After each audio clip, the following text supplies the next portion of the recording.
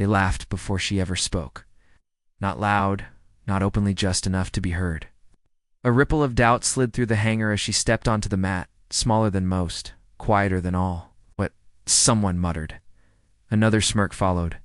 She felt it land, felt the familiar weight of being underestimated settle between her shoulders. She didn't react. She never did. Before I tell you what happened next, tell me in the comments where you're rewatching from. I love knowing who's listening. Lieutenant Ava Cole had learned early that noise was a luxury. In her world, sound gave away position, emotion gave away leverage.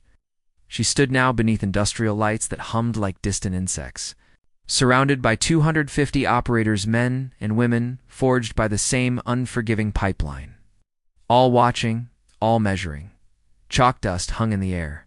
Sweat darkened concrete. Somewhere, a door slammed, and the echo rolled like thunder. The instructor cleared his throat and called for a demonstration. A volunteer stepped forward, broad-shouldered, confident, already smiling. He rolled his neck, cracked his knuckles, and glanced at Ava with something between pity and challenge. The kind that said, "This won't take long." Murmurs skittered through the crowd. Ava caught fragments. "Bad matchup. Hope she's fast. This is going to hurt." She thought she'd never be back on a mat like this again. She was wrong. As they squared up, Ava's breath slowed. The noise receded. Her focus narrowed to the space between them, the shifting weight on his feet, the tension in his shoulders, the subtle tell in his eyes that betrayed impatience. He wanted to end it quickly. That was his mistake. The whistle cut the air. He rushed her.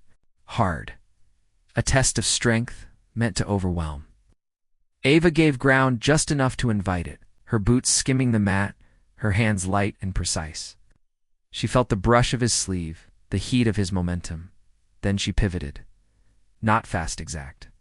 A step, a turn, a lever applied at the joint where power became vulnerability. The hangar went quiet in stages. First came surprise, a sharp intake of breath from the front row, then disbelief spreading outward like a wave. Ava flowed through the movement with a calm born of repetition, her body remembering what her mind no longer needed to command. She trapped his arm, dropped her center, and redirected everything he'd brought to her. He hit the mat with a sound that ended conversations. Cold, still. For a heartbeat, no one moved. Dust motes drifted through the light. Someone's water bottle tipped and rolled, the clatter loud as a bell. Ava released her hold and stepped back, chest rising once, twice. She waited not for applause, not for approval, but for the moment to pass. The instructor stared, then knelt to check the operator, who was already stirring, dazed and blinking. A medic moved in.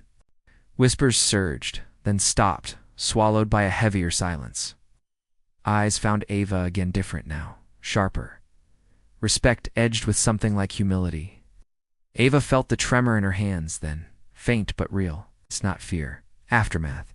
She tucked it away the way she always did. The instructor stood and faced the group. "Strength," he said slowly, "isn't what you think it is." No one laughed. Later, during a break, Ava sat alone on a bench, unlacing her boots. The hangar doors were open now, a breeze carrying the smell of salt and fuel. She stared at the floor and let the moment replay out the drop, not the impact, but the faces. The way certainty had cracked. The way judgment had fallen silent. She wondered briefly if she should have said something before it started. If silence had cost her more than it saved, the moral edge of it pressed in. When to endure, when to confront, when to let action speak. There were no clean answers, only choices. A shadow fell across her boots. She looked up to find the operator she'd dropped, arm in a sling, eyes steady. He hesitated, then nodded once. "Clean," he said. "Didn't see it coming." "Most people don't," Ava replied, not unkindly. He offered a half smile. "Won't forget it." When the session resumed, the room felt recalibrated. Questions came differently. Movements sharpened.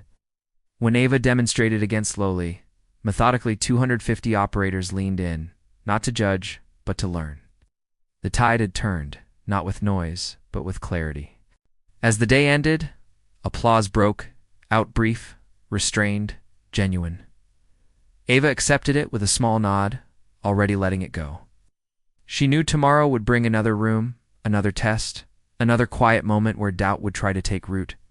Because kindness doesn't vanish, it waits, and it finds its way back. Outside, the sun dipped low, painting the concrete gold. Ava stepped into the fading light. Shoulders easy, stride unhurried. They had called her weak. They would not do so again. She carried forward the lesson she'd learned the hard way. Strength isn't proven by volume or size at S, revealed in precision, patience, and the courage to let results speak. If this story stayed with you, tell us where you're re-listening from, and subscribe to Whispered Words for more cinematic tales of quiet power, earned respect, and moments that change everything.